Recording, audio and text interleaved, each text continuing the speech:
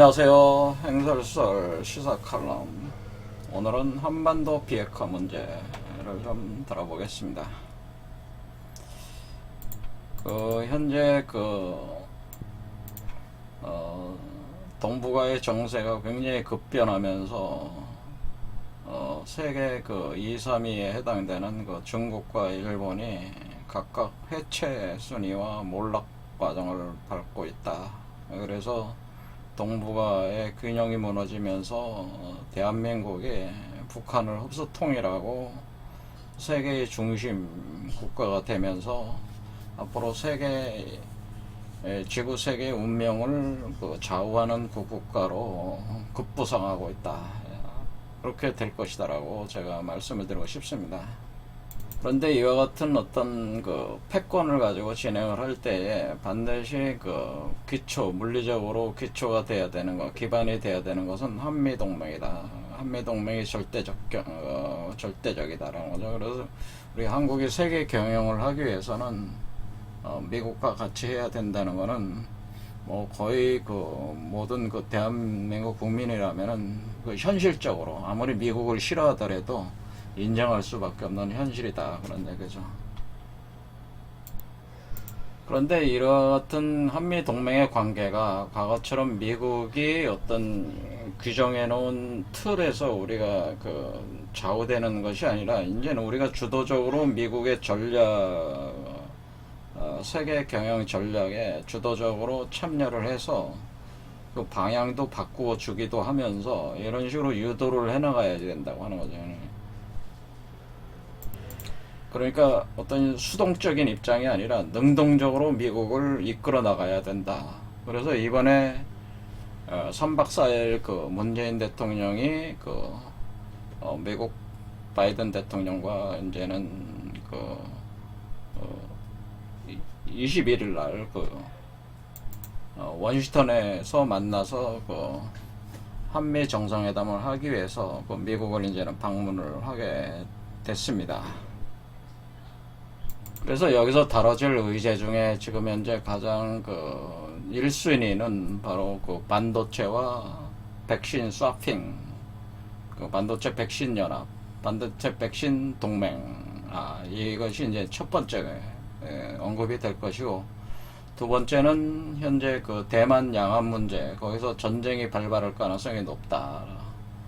그럴 경우에 미리 대한민국이 미국이 주도하는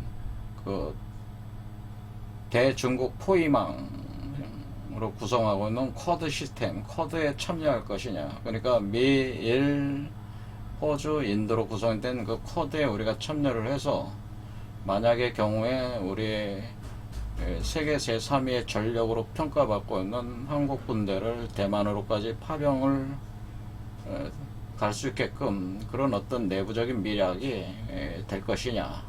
그럼으로써 중국의 그런 어떤 대만 침공을 미리 사전 차단하는 어떤 효과를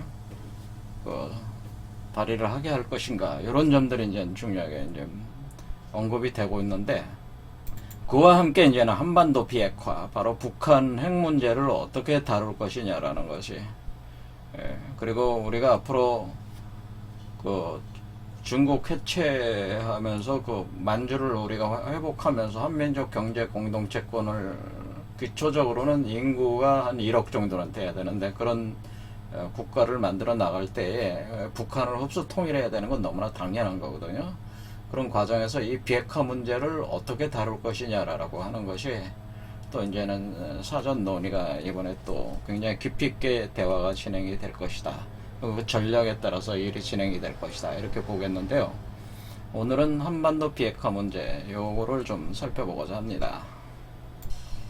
일단 역학적 관점, 그러니까 이 어떤 세계가 돌아가는 데 있어서 너무 원리적 어떤 메커니즘이 존재를 하게 되는데, 그것이 국가 운명이 우리가 지금 북한이 왜 핵 개발을 하고 왜 3대 세습 체제가 된 것이냐. 사실 그 역학적 원리가 있거든요. 그거를 먼저 언급을 하고 진행을 하겠습니다.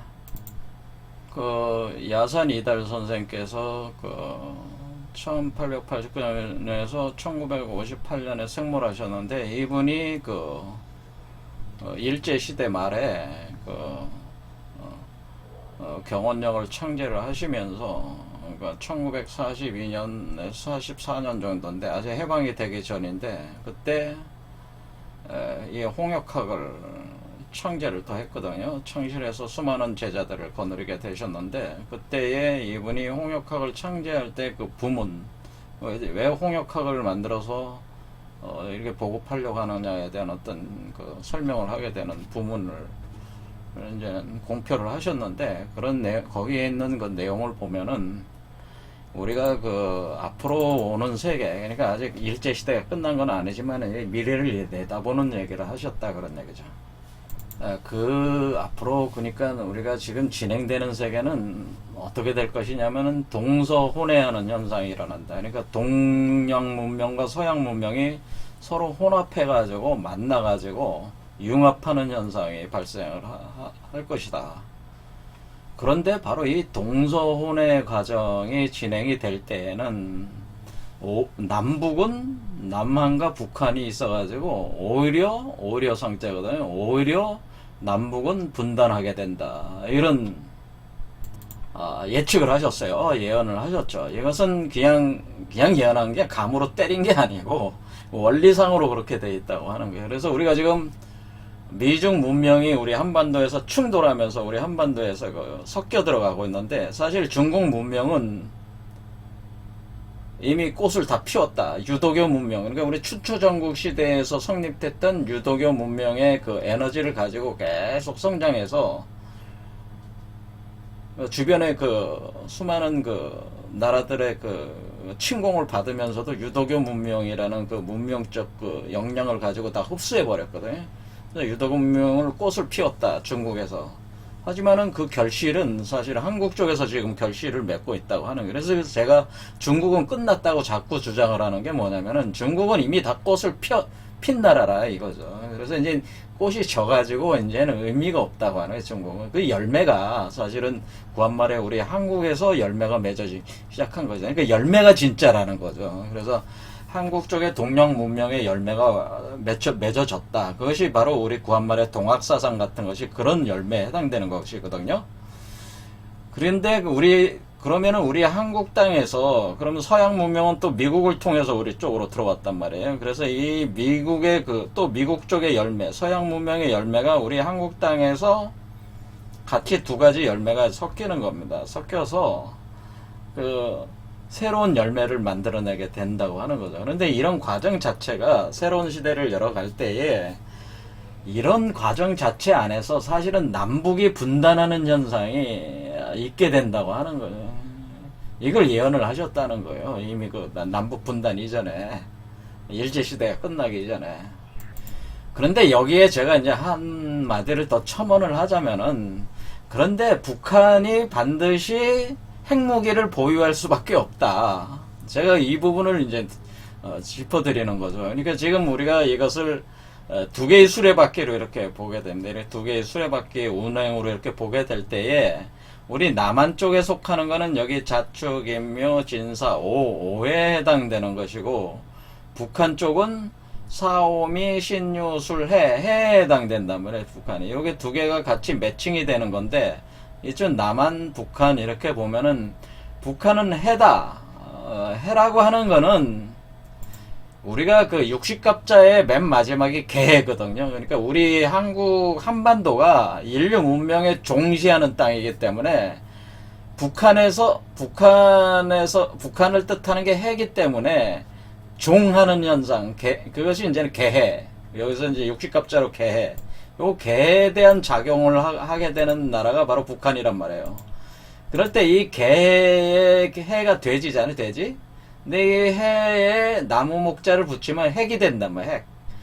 그런데 여기에 해 안에 이게 거대한 바닷물과 같은 북방수를 얘기하는 건데, 북방수.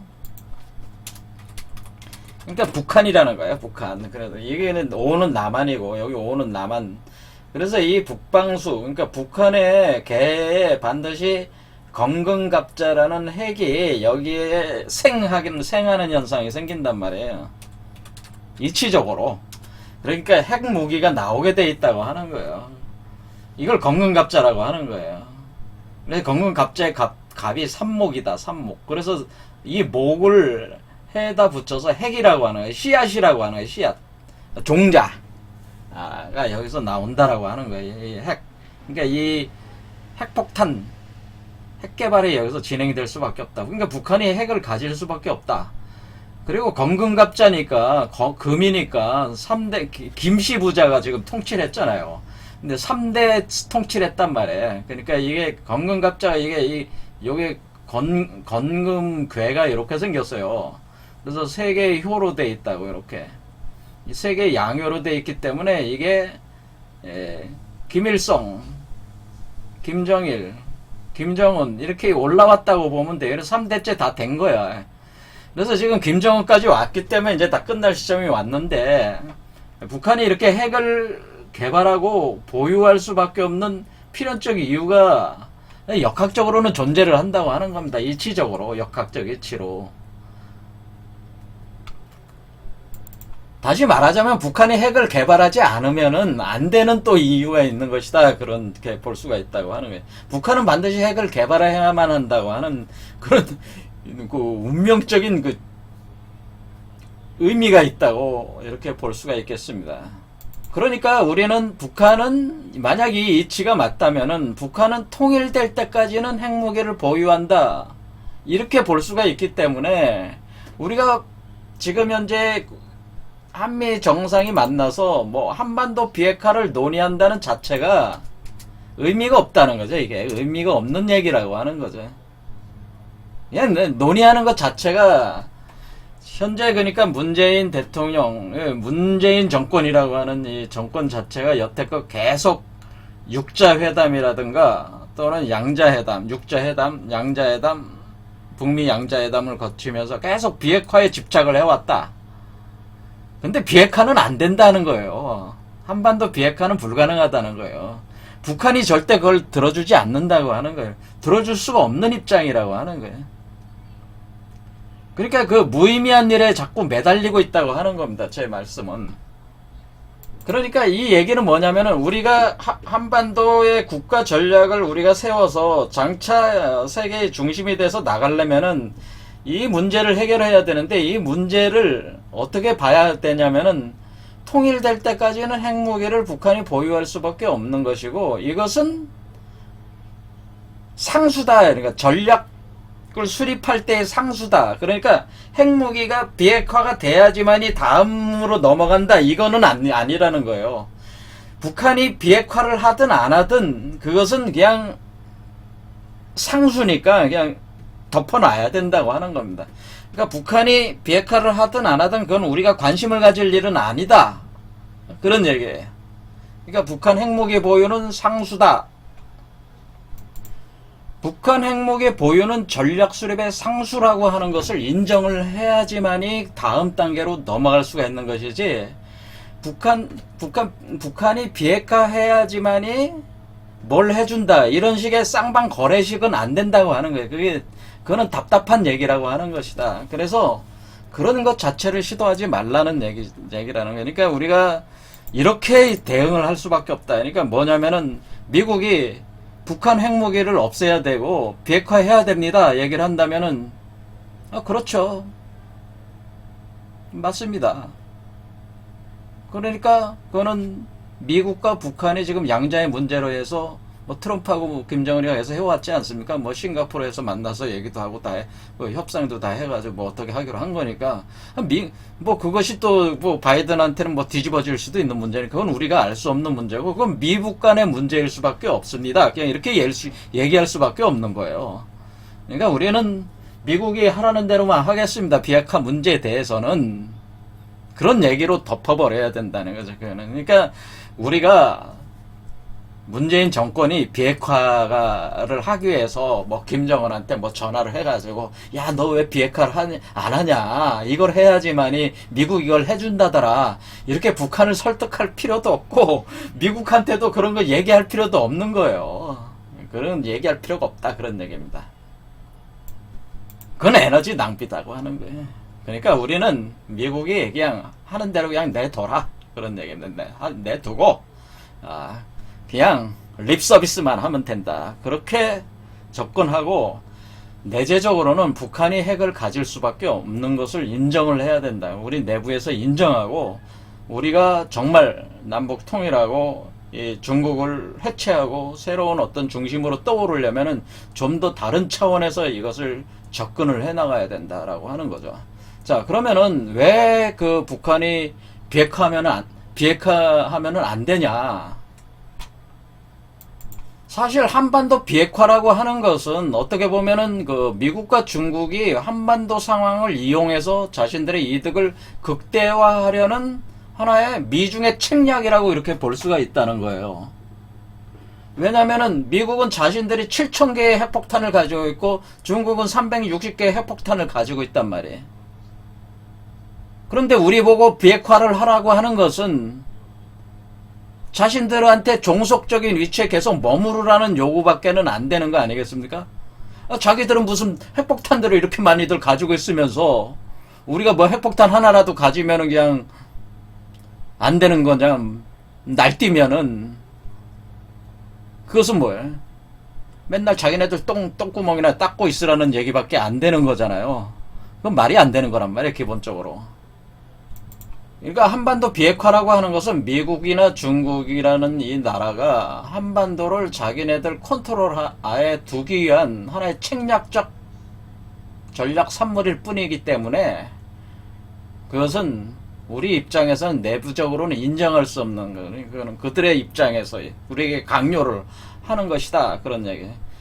그런데 만약에 왜 북한이 이 핵 개발을 할 수밖에 없었냐? 그러니까 우리가 그 역학적 원리와는 별개로 미중은 서로 자신들이 그 미국이 중국을 자본주의 체제에 끌어들여서 그동안 나름대로 그 값싼 노동력을 이용을 해서 그 어떤 그 제품을 이렇게 공급을 받아서 자신들의 번영의 기초를 계속 유지를 했던 게 사실이에요. 미중이 협력을 해왔죠, 여태껏. 그런데 유독 북한만은 미국이 묶어놨단 말이에요. 이건 또 무엇이겠습니까?